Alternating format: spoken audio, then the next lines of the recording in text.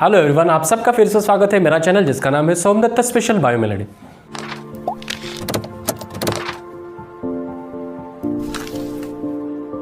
Students, last time हमने देखा prokaryotic and eukaryotic का डिफरेंस। अब हम देखने वाले हैं स्ट्रक्चर ऑफ प्रोकैरियोटिक सेल्स।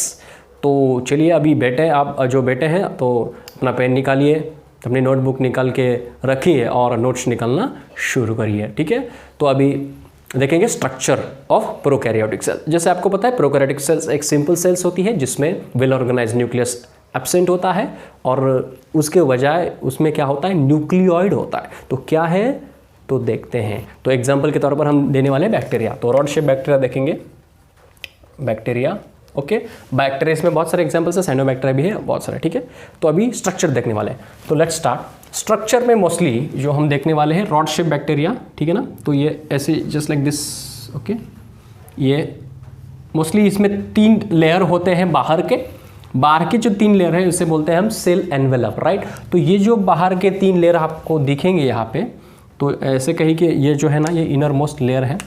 उसके बाद उसके ऊपर का एक लेयर है जिसे हम बोलते हैं cell wall. Okay, red colour का जो है इसे बोलते हैं हम सेल वॉल। ये इनर मोस्ट लेयर जो ब्लैक कलर का मैंने दिखाया है प्लाज्मा मेम्ब्रेन। ओके, और उसके ऊपर एक लेयर होता है, this layer may be present और मे नॉट। तो ये जो लेयर है इसे बोलते हैं हम ग्लाइकोकैलिक्स का लेयर, जिसे जिलेटिनस कैप्सूल भी बोलते हैं। ठीक है ना बेटा, जिलेटिनस कैप्सूल्स। अब अगर ये स्मॉल रहेगा, ये अगर ये स्मूथ रहेगा या लूज शीट रहेगा तो इसे हम बोलते हैं स्लाइम लेयर। अगर ये टफ रहेगा तो इसे बोलते हैं कैप्सूल। तो ये जो लेयर है, ये 3 लेयर आपको दिख रहा है, फर्स्ट, सेकेंड एंड थर्ड। तो इसे हम कलेक्टिवली क्या बोलेंगे, सेल एनवेलप। इसको कलेक्टिवली क्या बोलते हैं, सेल एनवेलप। इसे याद रखो। ओके, तो सेल एनवेलप जो है, राइट, तो ऐसा मैं दिखाता हूँ इसको ऐसे। तो ये कलेक्टिवली इसे बोलेंगे हम सेल एनवेलप। ओके, यानी कि ये लेयर है 1 बाय 1। जैसे कि हमारे रूम, अगर रूम बनी होती है ना, रूम तो जो ईंटें होती हैं वो फर्स्ट लेयर, उसके बाद जो सीमेंट उसे लगाया जाता है वो सेकंड लेयर, और उसके बाद उसके ऊपर कलर लगाया जाता है ना वॉल को, तो वो कलर तीसरा। तो 3 लेयर होते हैं। ईंटें जो होती हैं वो सेकंड, सीमेंट, और थर्ड जो होती है वो कलर का लेयर। समझ में आ रहा है। तो वैसे 3 लेयर इधर दिख रहा है। ये जो लेयर है ना सेल एनवेलप का, ग्लाइकोकैलिक्स है फर्स्ट। ये किसी वेक्टर में प्रेजेंट होता है और नहीं भी होता है। ठीक है, तो देखते हैं। तो फर्स्ट लेयर जिसे ये कलेक्टिवली क्या है, सेल एनवेलप बोलते हैं, राइट। तो फर्स्ट लेयर जो बाहर का है इसे देखेंगे हम। तो ये जो है इसे बोलते हैं हम ग्लाइकोकैलिक्स। ग्लाइकोकैलिक्स का लेयर है, ठीक है ना। तो ये जो ग्लाइकोकैलिक्स है ये पॉलीसैकेराइड से बना होता है, right. So this type of glycocalyx made up of macromolecules, right. So this glycocalyx made up of macromolecules. Okay, macromolecules कौन सा है, ग्लाइकोप्रोटीन है, ग्लाइकोलिपिड्स है, राइट। तो एग्जांपल के तौर पर glycoprotein, okay, then glycolipid. Okay, तो लिपिड यानी कि शुगर, प्रोटीन, लिपिड्स, ठीक है। तो इससे ये ग्लाइकोकैलिक्स बना होता है, ठीक है। तो अभी देखें ये जो लेयर है, अगर ये लेयर स्मूथ रहेगा, किसी बैक्टीरिया में ये स्मूथ रहेगा, या फिर ये लूज शीट भी बोलते हैं इसे, लूज शीट रहेगा। शीट यानी आवरण होता है बैक्टीरिया को, लेयर। तो ये जो लूज शीट रहेगा तो इसे हम बोलेंगे क्या, तब इसे हम बोलते हैं स्लाइम लेयर। क्या बोलते हैं, स्लाइम लेयर, स्लाइम। ओके, अगर ये टफ रहेगा, टफ, ठीक है ना, टफ हार्ड रहेगा तो इसे हम बोलेंगे कैप्सूल। क्या बोलेंगे, कैप्सूल। तो इसे अच्छे से याद रखो। ग्लाइकोकैलिक्स हम देख रहे हैं फर्स्ट। ओके, तो ग्लाइकोकैलिक्स जो है इसमें ये जो लेयर होता है किसी बैक्टीरिया में नहीं होता है, किसी में होता है। अब इसको समझने के लिए एग्जाम्पल मैं देता हूँ आपको। जैसे कि आपको पता है बेसिन रहता है हमारा, या बाथरूम में होता है, जब बहुत दिनों बाद वहाँ पे कुछ ऐसी परत दिखती है, कुछ कलर सा रहता है वहाँ पे, तो उसका कलर चेंज हो जाता है कुछ दिनों बाद। तो उस पर कुछ रहता है, वो जाता नहीं है जल्दी। तो वो जो रहता है कलर वो उसको हम ग्लाइकोकैलिक्स के वजह से वो आता है, ठीक है ना। तो बाथटब भी, उस बाथटब में भी फॉर्म होता है, तो ये ग्लाइकोकैलिक्स है, राइट, समझ में आ रहा है। तो फर्स्ट लेयर हुआ हमारा सेल एनवेलप का, दैट इज व्हाट, ग्लाइकोकैलिक्स।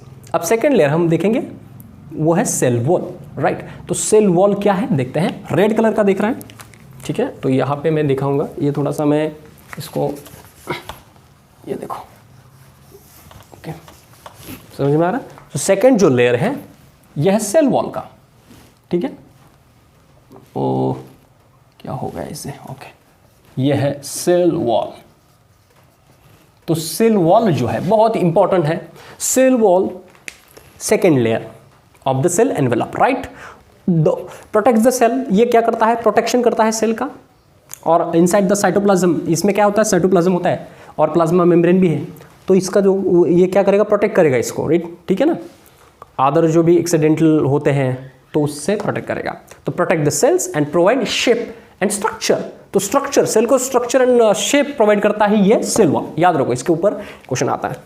तो ये जो सेल वॉल बनी होती है, this type of cell wall made up of peptidoglycan, peptidoglycan. तो इसके ऊपर क्वेश्चन आएगा, पेप्टिडोग्लाइकेन बेटा। तो इससे क्या बनती है, सेल वॉल बनती है, ओके। सेल वॉल किससे बनती है, पेप्टिडोग्लाइकेन, दोहराओ, पेप्टिडोग्लाइकेन, पेप्टिडोग्लाइकेन, ओके। हाँ, अभी उसके बाद सेल वॉल, अगर देखो सेल वॉल का फंक्शन क्या है, प्रोटेक्ट द सेल, पहला protect the cell and provide shape and structure to the cell, right. इससे ये क्या करती है, जो पूरा सेल है उसको एक शेप प्रोवाइड करती है, स्ट्रक्चर प्रोवाइड करती है। जैसे इसमें एक शेप नजर आ रहा है आपको, रॉड शेप, ओके। और इससे क्या कर सकते हैं हम, अभी इसका फंक्शन हो गया। और भी ये क्या होता है, कुछ बैक्टीरियाज में सेल वॉल जो होती है वो ठीक होती है, ठीक है ना, ठीक। जैसे कि अगर सेल वॉल ठीक होती है, यानी 20 to 30 नैनोमीटर, तो ठीक सेल वॉल अगर होगी तो उस पर्टिकुलर बैक्टीरिया को हम कहते हैं gram positive bacteria, okay, gram positive bacteria. अगर थीन रहेगी सेल वॉल, जैसे कि 8 to 10 नैनोमीटर रहेगी सेल वॉल, थीन यानी पतली सी सेल वॉल रहेगी, तो उसे हम कहते हैं gram negative, okay, bacteria, gram negative bacteria. समझ में आ रहा है। ग्राम पॉजिटिव में सेल वॉल जो होती है वो ठीक होती है एंड ग्राम नेगेटिव में सेल वॉल पतली होती है, उसके वजह से हम उसे ग्राम नेगेटिव, ग्राम एक्चुअली ग्राम आगे हम देखने वाले, ग्राम स्टेन क्या है, ग्राम स्टेनिंग क्या है, ओके। तो अगर अभी सेल वॉल का आपको समझ में आया, मतलब सेल वॉल एक प्रोटेक्ट करता है, ओके। तो ये हुआ सेल वॉल के बारे में। अभी नेक्स्ट लेयर सेल एनवेलप का जो है वो है प्लाज्मा मेम्ब्रेन, बहुत इंपॉर्टेंट है प्लाज्मा मेम्ब्रेन, इसको अच्छे से देखो, ठीक है ना, ओके। तो यह है प्लाज्मा मेम्ब्रेन, प्लाज्मा मेम्ब्रेन।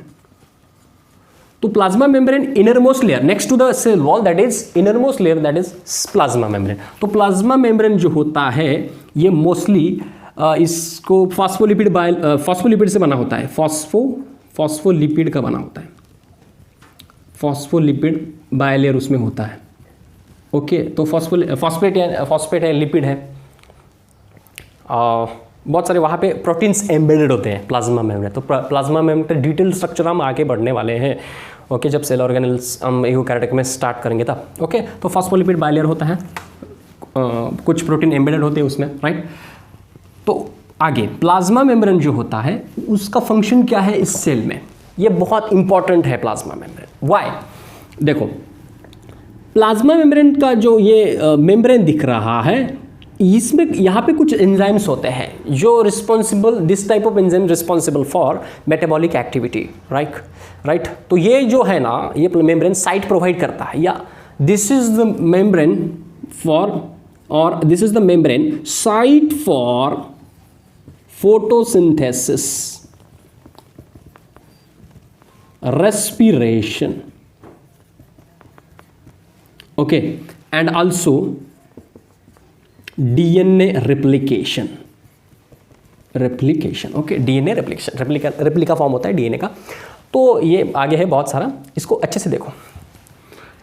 सो ये जो है ये साइट क्यों है, क्योंकि यहाँ पर कुछ आउटग्रोथ होते हैं, हम बाद अभी नेक्स्ट देखने वाले। तो ये जो है ना प्लाज्मा मेम्ब्रेन, इसके यहाँ पे कुछ एंजाइम्स होते हैं जो अभी देखो क्या है, ये कैसे साइट होती है हम तो आगे देखने वाले हैं, ये क्यों है।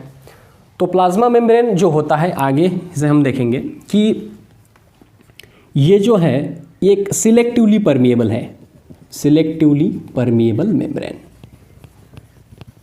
ओके, तो सिलेक्टिवली परमिएबल क्यों है, क्योंकि वो सिलेक्टेड जो पार्टिकल्स है या मॉलिक्यूल्स है, सिलेक्टेड मॉलिक्यूल्स को ही एंट्री देगा प्लाज्मा मेम्ब्रेन, एंट्री देगा इनसाइड द साइटोप्लाज्म। यानी कि साइटोप्लाज्म में कौन आएगा, इसको सिलेक्शन करेगा और सिलेक्टिवली पार्टिकल यहाँ पे आएंगे। तो ट्रांसपोर्ट कैसे होता है, क्या है प्लाज्मा मेम्ब्रेन, आगे यूकैरियोटिक में देखेंगे। तो इसमें अब सिर्फ याद रखो कि ये जो प्लाज्मा मेम्ब्रेन है, सेल एनवेलप का जो पार्ट है, थर्ड लेयर जिसे बोलते हैं प्लाज्मा मेम्ब्रेन, राइट, समझ में आ रहा है। ओके, तो नेक्स्ट अभी ये प्लाज्मा मेम्ब्रेन अभी 3 लेयर हुए हैं, cell envelope, glycocalyx, plasma membrane and cell wall, ये क्या हुए, 3 लेयर हुए, समझ में आ रहा है। ओके, अभी नेक्स्ट हम बात करेंगे वो है इसके अंदर की, लेकिन अंदर से पहले ये यहाँ पे कुछ है ना एक्सटेंशन होते हैं प्लाज्मा मेम्ब्रेन के, जो मेम्ब्रेन है उसको अटैच, और मेम्ब्रेन से ही बने होते हैं वो एक्सटेंशन। देखो इस प्रकार, मैं रेड कलर से दिखा रहा हूँ आपको, ये जो एक्सटेंशन है प्लाज्मा मेम्ब्रेन से ही हमें दिख रहा है, राइट। तो ये जो ना इस प्रकार होते हैं कुछ, ठीक है, देखो अच्छे से देखो, कुछ इस प्रकार रहते हैं। तो ये जो है ये देखो, ठीक है। तो ये जो है बहुत इंपॉर्टेंट है, जिसको हम बोलते हैं मेसोजोम और मेसोजोम, व्हाटएवर, मेसोजोम बोले या मेसोजोम बोले, ओके, मेसोजोम तो बहुत इंपॉर्टेंट स्ट्रक्चर है। तो मेसोजोम क्या है, तो इसका फंक्शन भी देखेंगे, राइट। तो मेसोजोम एक इनफोल्डिंग्स है, राइट, ये है इनफोल्डिंग्स, और इसे हम कह सकते हैं extension of plasma membrane, okay. तो प्लाज्मा मेम्ब्रेन का ही एक्सटेंशन है, ओके, यानी मॉडिफाई होकर वहाँ पे दिख रहा है हमें एक स्ट्रक्चर जिसको हम बोलते हैं मेसोजोम, राइट। तो ये जो मेसोजोम है, ये मेसोजोम बहुत अच्छा यहाँ पे फंक्शन करता है, क्योंकि आपको पता है ये बैक्टीरियल सेल है, सिंपल सेल है, इसमें जो मेटाबॉलिक एक्टिविटी करने के लिए कुछ ऑर्गेनेल्स होते नहीं है, तो ये कैसे फॉर्म होते हैं। तो ये मेसोजोम जो है वो एज अ रेस्पिरेटरी, जैसे कि रेस्पिरेटरी फंक्शन, यानी कि क्या करता है, ये सेलुलर रेस्पिरेशन के लिए हेल्प करता है, ठीक है ना। तो mesosome helps in cellular respiration, right. Okay, तो सेलुलर रेस्पिरेशन लाइक माइटोकॉन्ड्रिया, जो हमारे यूकैरियोटिक सेल्स में जो माइटोकॉन्ड्रिया होती है वो क्या करती है, सेलुलर रेस्पिरेशन। लेकिन इसमें कोई ऑर्गेनेल नहीं है, तो ऑर्गेनेल्स नहीं है तो कौन करेगा, तो ये मेसोजोम करेगा। समझ में आ रहा है, ओके, ठीक है। तो ये हुआ मेसोजोम के बारे में। मेसोजोम और भी बहुत सारे फंक्शन करता है जो आपको याद रखने पड़ेंगे। फर्स्ट होगा सेलुलर रेस्पिरेशन, क्यों, क्योंकि उसके ऊपर उसके यहाँ पे कुछ एंजाइम्स होते हैं, वो एंजाइम्स को लेके मेटाबॉलिक एक्टिविटी करता है, राइट। तो यहाँ पे कुछ एंजाइम्स होते हैं, राइट। उसके बाद हेल्प्स, ये जो मेसोजोम है ये हेल्प्स करता है किसके लिए, देखो इसमें जो होता है वो एंजाइम्स, ठीक है। हाँ, नेक्स्ट फंक्शन हमें देखना था क्या, ये सेल प्लेट फॉर्म करने में मदद करता है, और रिप्लिकेशन ऑफ द डीएनए, और helps in cell division also, helps in cell divide होने के लिए मदद करता है। क्योंकि यहाँ पे जब ये एक्चुअली यहाँ पे जो न्यूक्लियोटाइड होता है ना, वो सेंटर में होता है, जब सेल का डिवीजन होने वाला होता है तो वो इसको अटैच होता है और वो सेल प्लेट फॉर्म होता है और डिवीजन होता है, यानी कि पहले डीएनए रिप्लिकेशन होगा फिर सेल प्लेट फॉर्म होगा। तो helps in cell division and formation of cell plate, right, formation of cell plate. तो ये बहुत ज़रूरी है आपको समझना। ऐसे इसके कुछ फंक्शंस अननोन है, अभी मालूम नहीं, और इसके ऊपर रिसर्च भी चल रहा है, ठीक है। तो दैट इज़ व्हाट मेसोजोम, ओके। तो मेसोजोम को आप समझ में आया आपको मेसोजोम, राइट। तो ये बहुत इंपॉर्टेंट चीज है जो है extension of plasma membrane, membrane का ही एक्सटेंशन है, ठीक है ना, कुछ ऐसा दिख रहा है। तो समझ में आया? ओके, इसको याद रखो, इसके ऊपर क्वेश्चंस आते हैं। और इसमें कुछ vacuoles, not vacuoles, it's vesicles, tubules and कुछ ट्यूब्यूल्स लाइक स्ट्रक्चर वेसिकल्स होते हैं जो इसमें दिखते हैं। जब हम डिटेल्स में इसके देखेंगे तो इसका स्ट्रक्चर भी हम देखने वाले आगे। तो इसमें क्या होता है, वेसिकल्स होते हैं, कुछ ट्यूब्यूल्स होते हैं और कुछ लैमेली भी होते हैं, राइट? ओके, तो इस प्रकार हमने मेसोसोम को देखा। आगे का पार्ट, अब ये 3 लेयर देखे, फिर मेसोसोम देखा, अब बारी है वो है साइटोप्लाज्म की। तो इसमें कुछ ऐसा दिख रहा है आपको, सेमी फ्लूइड स्ट्रक्चर जिसको मैट्रिक्स कहते हैं, ग्राउंड सब्सटेंस बोलते हैं उसे, जिसे हम कहते हैं साइटोप्लाज्म, राइट? तो नेक्स्ट है साइटोप्लाज्म, राइट? साइटोप्लाज्म बेटा, ठीक है ना, समझ में आता है? साइटोप्लाज्म कुछ ऐसा सेमी फ्लूइड लाइक स्ट्रक्चर उसमें है। ओके, सेमी फ्लूइड बोले, सेमी फ्लूइड, ओके। और उसे क्या कर सकते हैं हम, एक ऐसा सब्सटेंस है जिसे हम मैट्रिक्स बोलते हैं, और matrix ground substance, okay, matrix भी बोलते हैं, सेमी फ्लूइड लाइक स्ट्रक्चर बोलते हैं। अभी ये जो साइटोप्लाज्म में, इसमें बहुत सारे एंजाइम्स होते हैं, enzymes present for certain metabolic और ऐसे कहें required for metabolic activity, right? इसमें एंजाइम्स होते हैं, प्लस इसमें क्या होते हैं, इनऑर्गेनिक एंड ऑर्गेनिक मटेरियल। तो यहाँ पे क्या होने वाला है, अभी यहाँ पे ऑर्गेनिक इनऑर्गेनिक मटेरियल्स भी है, ठीक है? जैसे कि कार्बन, हाइड्रोजन, ऑक्सीजन ऑर्गेनिक है, इनऑर्गेनिक जैसे वाटर रहेगा और अदर मटेरियल्स, ठीक है? फॉस्फेट है, इनऑर्गेनिक फॉस्फेट। तो ये ऑर्गेनिक इनऑर्गेनिक मटेरियल्स इसमें साइटोप्लाज्म में होते हैं, राइट? और बहुत सारे जो मेटाबॉलिक एक्टिविटी है तो वो किस में होते हैं, ये पूरे साइटोप्लाज्म में। साइटोप्लाज्म समझा? ओके, जाऊँ मैं आगे?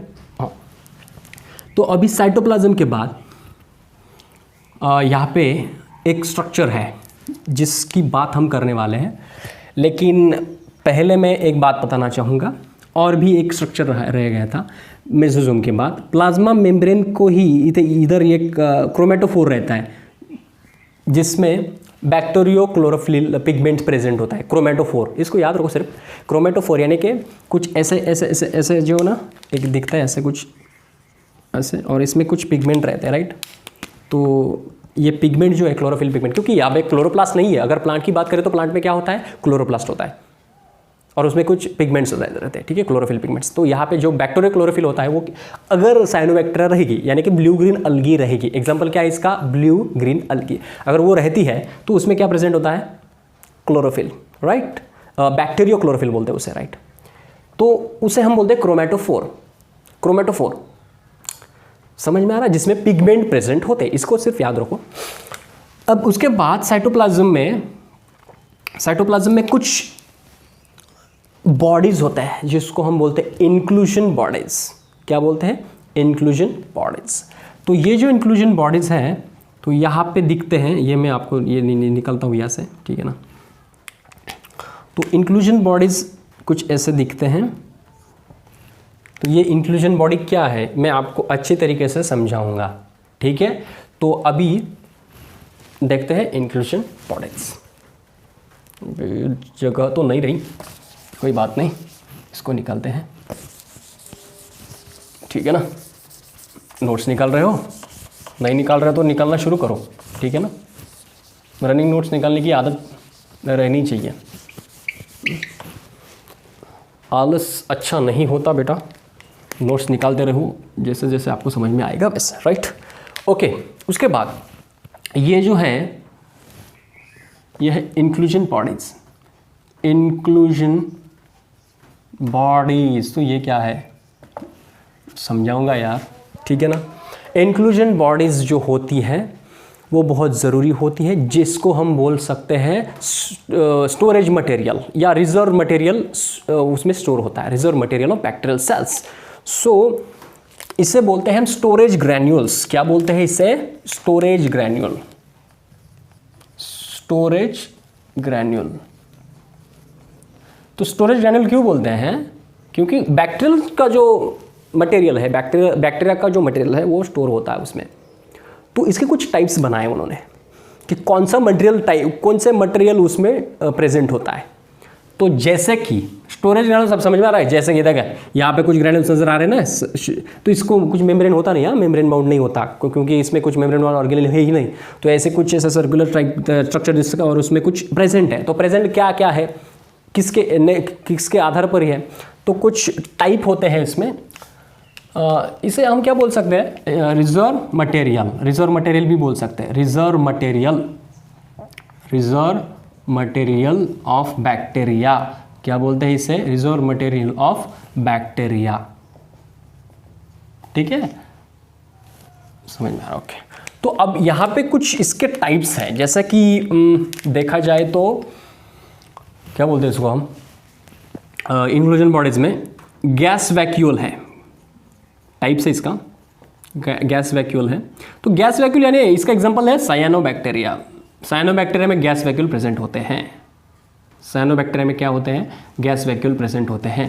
गैस वैक्यूल किस लिए है? इसका फंक्शन ऐसा है, आप अगर देखोगे तो जो बैक्टीरिया होती है फ्लोट करती है ना, फ्लोट यानी वाटर, ऐसा इधर फ्लोट करना यानी जैसे पानी में जैसे फ्लोट होता है, राइट? तो इधर उधर फ्लोट करती रहती है बैक्टीरिया। तो किसके वजह से? क्योंकि गैस स्टोर्ड होता है उसमें, तो उसके वजह से उसे बोलते हैं गैस वैक्यूल, राइट? ऐसा सर्कुलर स्ट्रक्चर दिख रहा है अगर हम इलेक्ट्रॉन माइक्रोस्कोप में देखेंगे तो, और व्हाटएवर। तो इसमें क्या दिखता है? एक ऐसे सर्कुलर वैक्यूल्स दिखते हैं, राइट? तो ये क्या करते हैं? बैक्टीरिया को फ्लोट करना। समझ में आ रहा है? तो गैस वैक्यूल आपको समझ में आ गए होंगे, right? Next inclusion, inorganic inclusion, inorganic inclusion. तो अभी ये क्या है? इनऑर्गेनिक इंक्लूजन का मतलब है इनऑर्गेनिक फॉस्फेट स्टोर होता है इसमें, फॉस्फेट, राइट ना?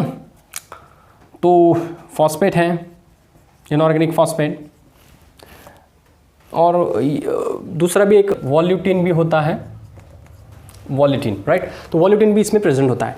तो ये कुछ टाइप्स है। फर्स्ट जो था वो गैस वैक्यूल, सेकंड जो था इनऑर्गेनिक इंक्लूजन, इसमें गैस स्टोर था, इसमें इनऑर्गेनिक फॉस्फेट स्टोर है, और तीसरा जो टाइप्स है इसका जिससे हम बोल सकते हैं फूड, क्यों और इसे भी बोलते हैं कि फूड रिजर्व, फूड रिजर्व। तो ये जो फूड रिजर्व होता है इसमें, ये जो फूड रिजर्व होता है इसमें, तो ये कौन सा है? ग्लाइकोजन। कौन सा है बेटा? ग्लाइकोजन। समझिए, इसको समझो अच्छी तरीके से, ग्लाइकोजन है। तो ग्लाइकोजन के ऊपर क्वेश्चन आ सकता है, कौन सा रिजर्व फूड मटेरियल बैक्टीरिया में होता है? ग्लाइकोजन।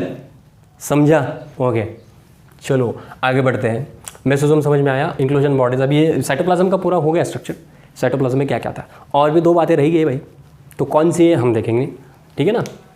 तो अभी साइटोप्लाज्म के बाद इसमें कुछ ऐसा स्ट्रक्चर है जो आपको नज़र आता है, देखो, जस्ट लाइक दिस। तो इसे बोलते हैं हम न्यूक्लियोइड, डबल स्ट्रैंडेड एक डीएनए होता है न्यूक्लियोइड, जो सेंटर में होता है जब सेल नॉर्मल रहती है, और जब सेल को डिवाइड होना होता है तो यही स्ट्रक्चर जिसे हम न्यूक्लियोइड बोलते हैं वो इधर जाता है, अटैच होता है किस, कहाँ पे? इस मेसोसोम के अटैच होता है, राइट? इस मेसोसोम के अटैच क्यों होता है? जब ये अटैच होता है तब डीएनए रेप्लिकेशन स्टार्ट होता है। रेप्लिकेशन यानी जब दो रेप्लिका फॉर्म होगी, दो जो स्टैंड होते हैं वो सेपरेट होंगे, तब क्या होगा?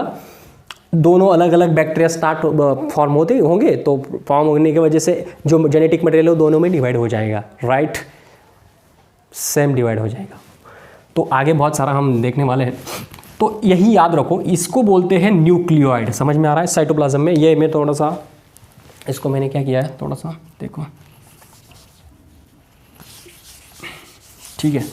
तो इसको हम बोलते हैं, इसको भी मैं थोड़ा सा, ठीक है, कोई बात नहीं। तो ये है न्यूक्लियोइड। तो ये न्यूक्लियोइड जो है यहाँ पे आता है, फिर रिप्लिकेट होता है। और ये देखो ना, जैसे मैंने बताया था, plasma membrane is the site for DNA replication also. तो ये जो है ना, ये भी एक्सटेंशन कहाँ से आया है? प्लाज्मा मेम्ब्रेन से ही आया है। ओके ना, समझ में आ रहा है? ये मेम्ब्रेन यहाँ पे मैंने थोड़ा सा यहाँ पे देखो, हाँ, तो इसकी वजह से बोलते हैं। तो ये क्या है? न्यूक्लियाइड, जिसमें ये सिंपल स्ट्रक्चर है। यूकैरियोट की बात करें तो उसमें न्यूक्लियस का स्ट्रक्चर देखें तो बहुत वेल डेवलप रहता है, इसमें वेल डेवलप नहीं है। तो ये हुई बात न्यूक्लियोइड की, ठीक है। Genetic material DNA double stranded material होता है। अब ये हुआ न्यूक्लियोइड। अब उसके बाद इसमें एक और स्ट्रक्चर है जिसे बोलते हैं हम एक्स्ट्रा क्रोमोसोमल डीएनए। क्या बोलते हैं? Extra chromosomal DNA. इसको याद रखो, एक्स्ट्रा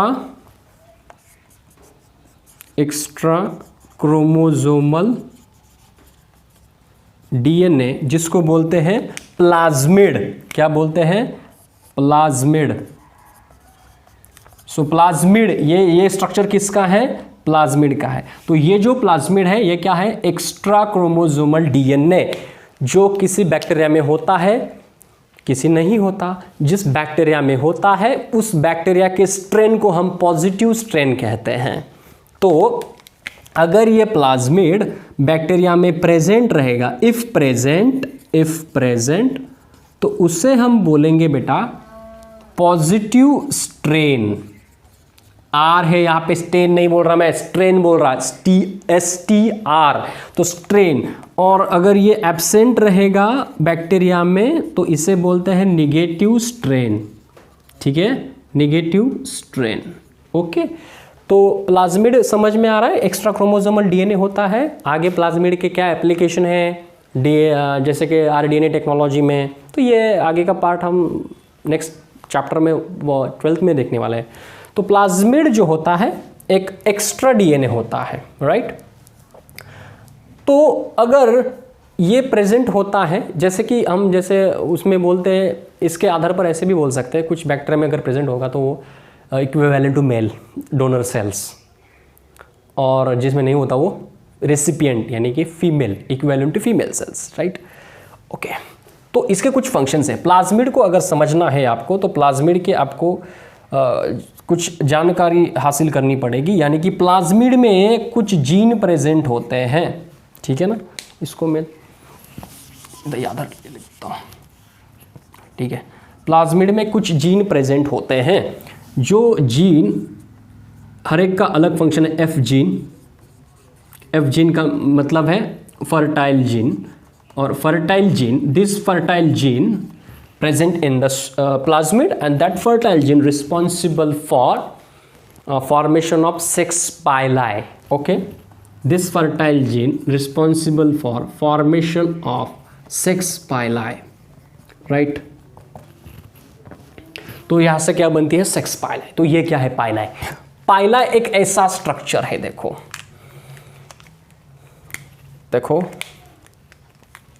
ऐसा स्ट्रक्चर होता है,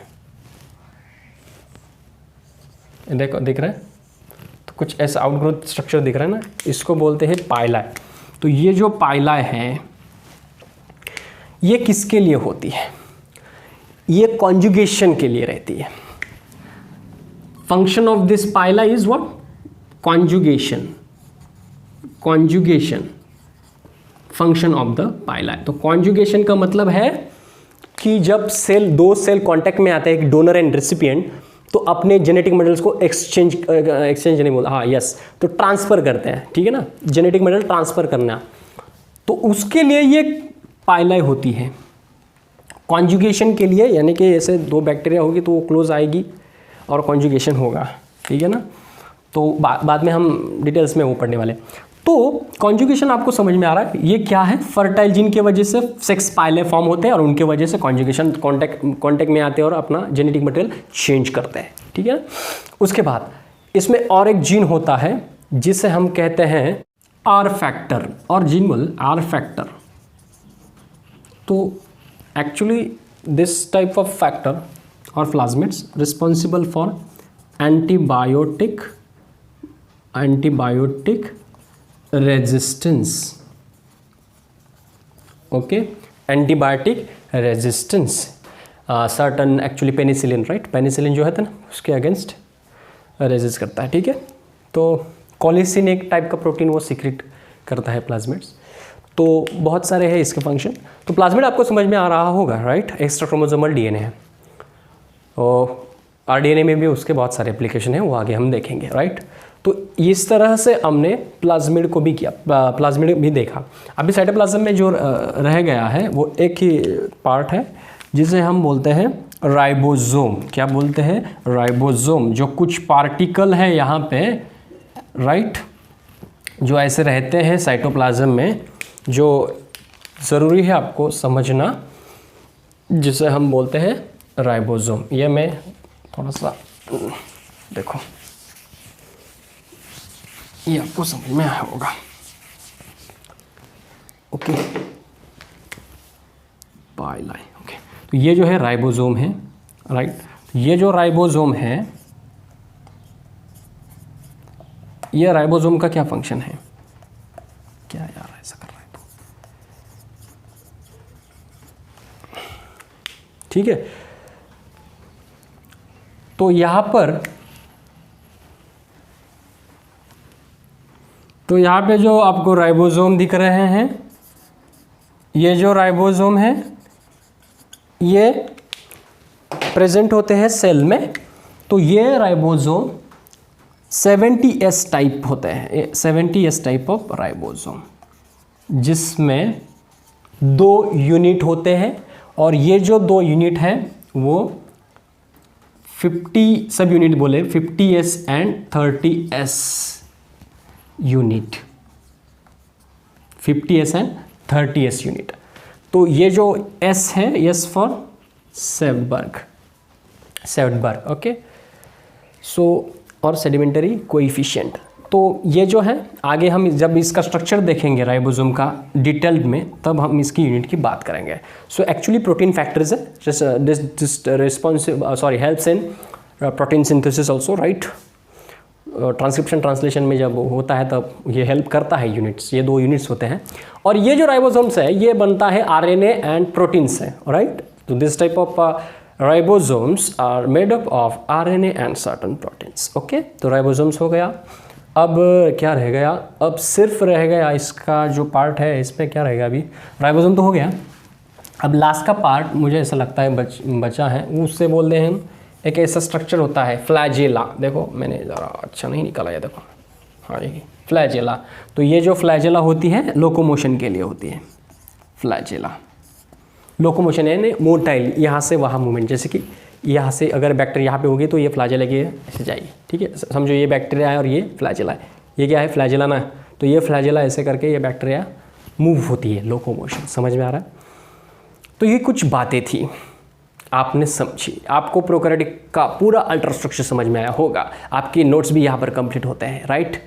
तो जब भी आगे अगर जिन बच्चों ने नोट्स नहीं निकालने होंगे तो वो याद रखो, नेक्स्ट टाइम जब स्टार्ट होता है सेशन लेक्चर, तब नोट्स निकालना शुरू करो अपने अंडरस्टैंडिंग के साथ, ठीक है ना। तो ये था ultrastructure. Next, forms of bacteria. तो यहाँ पे कुछ हम फॉर्म्स देखने वाले हैं और उसके शेप। तो फर्स्ट फॉर्म है कॉकी, जिसको बोलते हैं सिंगुलर कॉकस। क्या बोलते हैं? Singular caucus, right. तो ये जो सिंगुलर कॉकस है, इसका स्ट्रक्चर जस्ट लाइक ऐसे होता है, सिंगल एक सर्कुलर स्ट्रक्चर नज़र आता है, जिसे हम बोलते हैं मोनोकॉकस, ठीक है, मोनोकॉकस। समटाइम्स ऐसा भी दिखता है कभी कभी, ओके। तो मोनोकॉकस। उसके बाद इसमें डिप्लोकॉकस भी है, जस्ट लाइक दिस, ओके। ऐसे भी नज़र आता है ये डिप्लोकॉकस,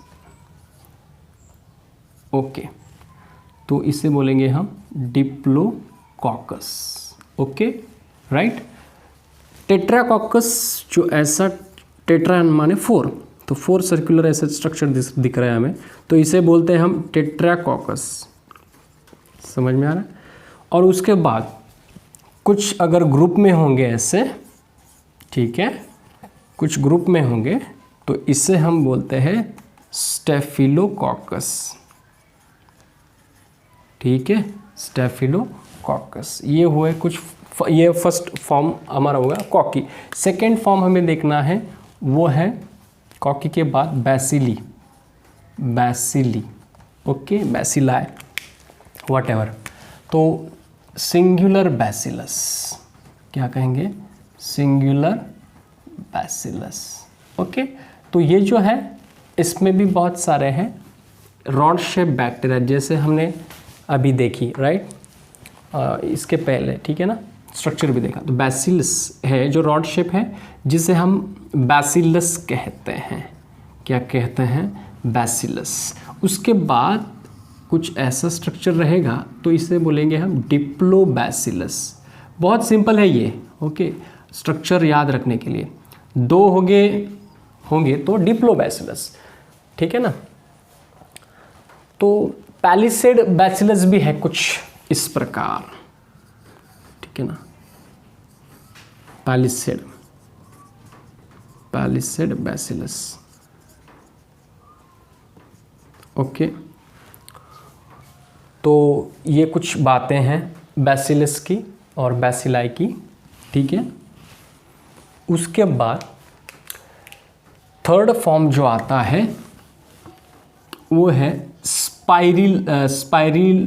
स्पाइरिलम और स्पाइरिला, और जिसे बोल सकते हैं हम सिंगुलर स्पाइरिलम, सिंगुलर, एक फॉर्म रहेगा तो सिंगुलर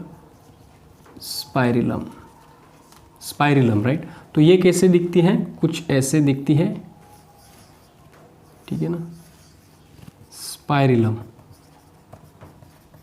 ओके। और इस पे भी बहुत सारे शेप हैं, जैसे कि इस तरह से, ठीक है, स्पाइरोचिट्स,